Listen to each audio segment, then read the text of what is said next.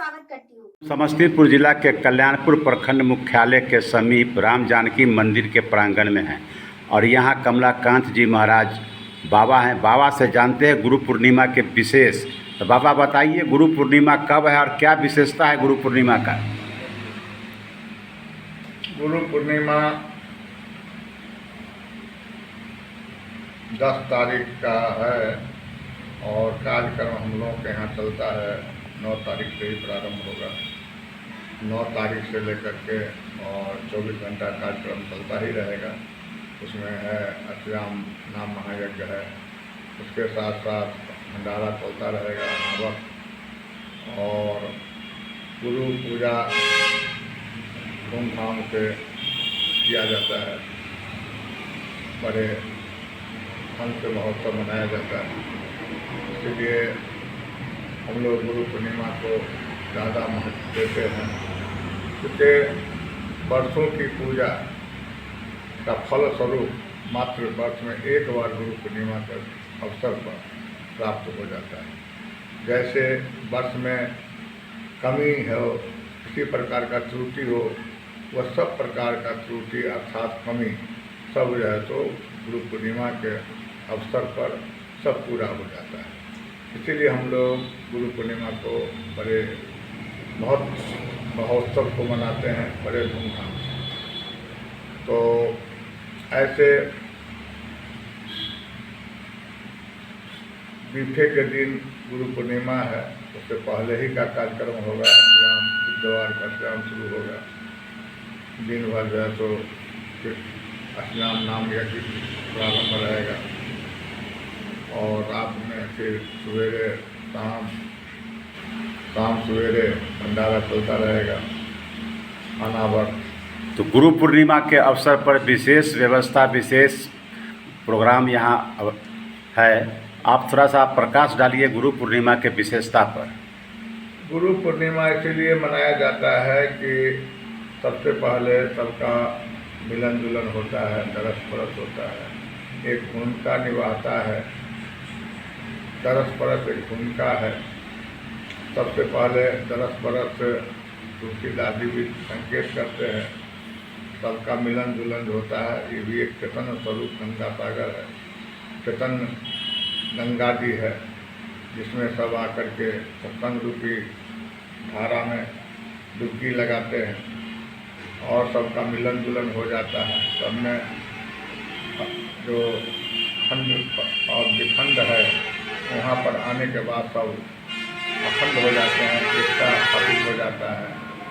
इसीलिए गुरु पूर्णिमा मुख्य रूप से उस दिन आने के बाद जितना भी अंदर में विकार है सब मिट जाता है, द्वेष स्वभाव समाप्त हो जाता है और फिर से नयापन प्रारंभ होता है, भक्ति भाव प्रारंभ हो जाता है।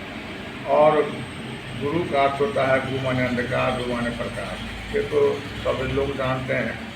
गु अंधकार का प्रतीक है और रु अंधकार को निवारण करता है। इसलिए गु अंधकार को निवारण हो करके और रु जो प्रकाश है उससे उजागर हो जाता है। इसलिए सदगुरु उसे कहते हैं। और गु माने होता है गूढ़। गूढ़ रहस्य को गुरु महाराज जना दे, गूढ़ रहस्य तक पहुंचा दे, गूढ़ मंजिल तक पहुंचा दे, उसे गुरु कहते हैं। और उस रहस्य को जना दे, उसे रहस्य गुरु रहस्य कहते हैं, गुरु महिमा कहते हैं। इसीलिए प्रकाश ही परमात्मा का स्वरूप है और अंधकार ही अविद्या है। अविद्या को निवारण करके और प्रकाश रूपी परमात्मा को अनुभव कराते हैं। इसीलिए सदगुरु का जो है तो महिमा का गुणगान गाया जाता है और गुरु का ही आश्रय लिया जाता है। और ऐसे कबीर साहब कहे हैं कि गुरु गोविंद दोनों खरे, काके लागू पाए, बलिहारी गुरु आपने गोविंद देव देखा है। गुरु और गोविंद दोनों एक साथ खड़े हैं। अब हम अपने आप को बंद करेंगे, पहले कहाँ पर नतमस्तक करेंगे। नतमस्तक होने के लिए अब हम सोचेंगे कि गुरु को नतमस्तक हों कि गोविंद का नतमस्तक हों, तो दो ऐसे दिखने को दो आंखें मिलती हैं, लेकिन दोनों का दो, एक में अच्छाई है, एक में बुराई है, और एक में अज्ञानता है, एक में ज्ञानता है, दोनों है, अज्ञान और ज्ञान दोनों है। तो दोनों को एक साथ कर लीजिए, समान नेत्र समान दृष्टि जब हो जाएगी तो उसी समान दृष्टि से दिव्य दृष्टि बनती है। वो देखें कि गुरु ही गोविंद है, गोविंद ही गुरु है, गुरु में ही गोविंद है और गोविंद में ही गुरु है, क्योंकि निर्गुण चिंतन का विषय है और सगुण जो है सो सेवा पूजा का विषय है। इसीलिए निर्गुण से आपको ज्ञान नहीं मिल सकता है। ज्ञान को यदि आप मंदिर तक तय करना चाहेंगे तो आप सगुण के उपासना करें, सगुण के पास एकत्रित हों, पहुँचें, तभी आपका सद्गुरु का अनुभव होगा, सद्गुरु का महिमा को आप जानेंगे, उस मंजिल तक का तय करेंगे। इसलिए सद्गुरु का महिमा है भारी, कहाँ ब्रह्मा पुरारी, और ऐसे लोग भेद बुद्धि से देखते हैं, इसीलिए गुरु अलग है, गोविंद अलग है। और ऐसे धर्म का एजेंडा लोग जितने हैं, अचकंडा लेकर के चलने वाले हैं, वो सब जो है तो लोगों को मन को विचलित कर रहा है, उल्टा सीधा कथा प्रवचन करके सही जानकारी नहीं दे रहा है। इस वजह से लोग को कहीं नहीं पकड़ हो रहा है, न गुरु में पकड़ है, अर्थात न गोविंद में पकड़ है, न किसी संत में पकड़ है, सब निखालिस जा रहा है और सब भटका हुआ प्राणी मात्र है। इसीलिए सबको चाहिए कि एक साधे सब सदे, सब साधे सुन जाए, जो कोसी के मूल जरा शाखा पता हरिया।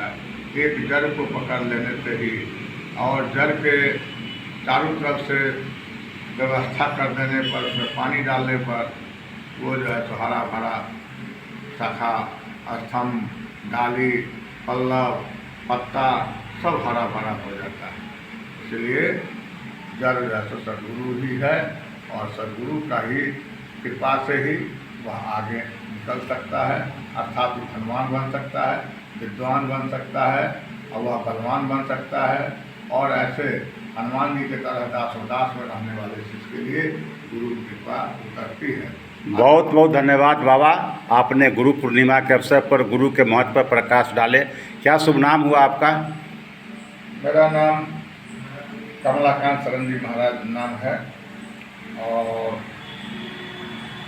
मेरा भजन कीर्तन एक लक्ष्य है, उसी लक्ष्य से मैं गुजर रहा हूँ, और संसार के भलाई के लिए, कल्याण के लिए कथा प्रवचन लेकर के मैं चल रहा हूँ, और रामाचा लेकर के चल रहा हूँ, कथा प्रवचन लेकर चल रहा हूँ। कथा प्रवचन में हम दोनों कथा कहते हैं, रामचरितमानस भी कहते हैं, और श्रीमद् भागवत महापुराण भी कहते हैं, और सत्संग भी कराते हैं, और जैसा जो प्रश्न करने वाला है उसका उत्तर यथायोग्य मिल जाता है। जी बाबा। गुरु पूर्णिमा के अवसर पर मैं सब श्रद्धालु जितने भी है भक्त लोग, इन सबको मैं आमंत्रित कर रहा हूँ। सभी भक्त लोग आप सुनते होंगे, और सुनते ही उस अवसर पर सब मन क्रम वतन से आकर के सभी उत्सव में भाग लेंगे और आनंद का सागर में डुबकी लगाएंगे। इसीलिए मैं सभी जितने भी सेवक हैं, भक्त हैं, प्रेमी हैं, अनुरागी हैं, रागी हैं, सबको मैं आमंत्रित कर रहा हूँ। सभी लोग आकर के आनंद लें, और भंडारा का भी निमंत्रण है, सब लोग आकर के भंडारा प्रसाद पाएंगे, और फिर यहाँ से आशीर्वाद लेकर के अपने अपने घर जाएंगे। इसी तरह की महत्वपूर्ण जानकारियों के लिए बने रहिए चमकांता न्यूज लाइव के साथ, और हमारे चैनल को लाइक, सब्सक्राइब और ज्यादा से ज्यादा शेयर अवश्य करें। धन्यवाद।